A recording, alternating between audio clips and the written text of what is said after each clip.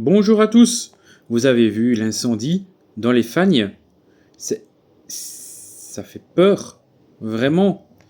Non mais il y a des moyens qui sont mis en place grâce à plusieurs zones de secours et grâce à l'Europe. Les pompiers se battent bec et ongles pour chaque mètre carré de tout ça. Bien sûr, ils sont aidés par la police fédérale, par la DNF, donc c'est tout ce qui gère les forêts et tout en Belgique, et par plusieurs pays de l'Union européenne. Ici, en faisant des recherches, j'ai vu quelques chiffres et un peu tout ce qui est mis en place pour le moment. Alors, à l'heure où je tourne la vidéo, on est le 17 août 2026, je précise, voilà. À l'heure actuelle, il y a 3000 hectares, ce qui équivaut plus ou moins à 30 km², qui sont partis en fumée. C'est énorme.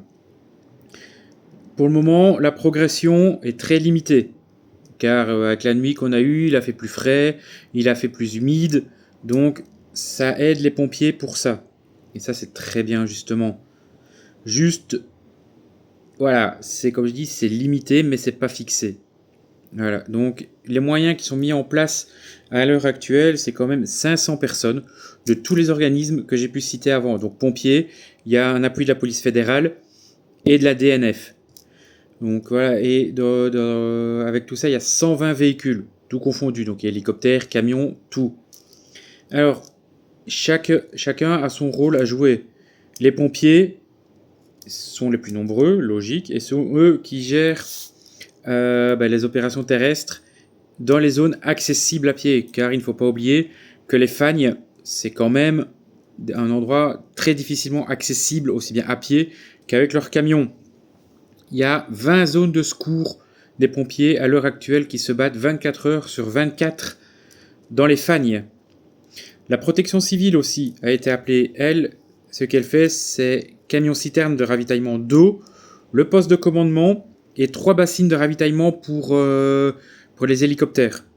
Il y a la défense qui est là avec des véhicules Panther et deux camions de carburant, enfin de ravitaillement, pardon, carburant et tout ce qu'il faut. La police fédérale, ici, ont mis 2 hélicoptères en place avec 2 arroseuses.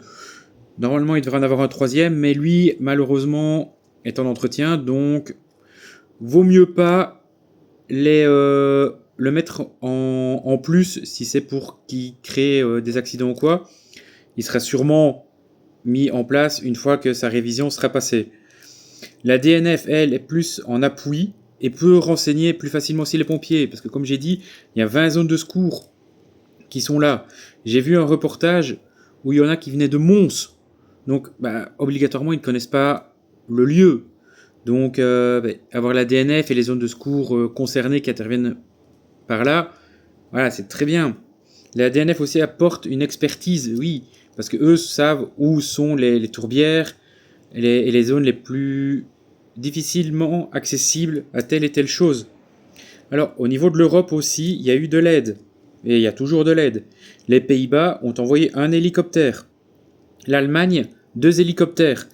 Il ne faut pas oublier que le feu progresse encore, certes moins qu'au début, mais il progresse encore vers l'Allemagne. Donc l'Allemagne, à voir s'ils vont savoir tenir aussi leur aide. La Norvège a aussi envoyé 2 hélicoptères. La Suède a envoyé 2 avions bombardiers d'eau. Mais le problème qu'ils ont pour le ravitaillement, eux, c'est que le lac qui est à proximité ne sait pas servir de ravitaillement. Donc ils sont obligés de s'éloigner de la zone d'incendie et d'aller se ravitailler dans le canal Albert à hauteur de Visé, chose qui n'est pas à côté non plus, donc ça met plus de temps, malheureusement. Ici, il y a des décisions aussi qui ont été prises par le gouverneur de la province de fermer le barrage de Penne et de Guilépée. Je ne sais pas du tout si je prononce bien, désolé. La N68, la N72 et la N676 sont fermées aussi. Maintenant, à voir si tout ça sera utile. Je pense, à titre personnel, ce qui est très rare dans les vidéos, je le sais très bien, que il pleuvrait, ça aiderait déjà. Parce que d'accord, les Fagnes sont dans une zone humide, mais c'est difficilement accessible. Voilà, et en plus des fois le feu reste sous terre et peut repartir à n'importe quel moment. Donc voilà. Dites-moi ce que vous en pensez en commentaire, likez et partagez la vidéo.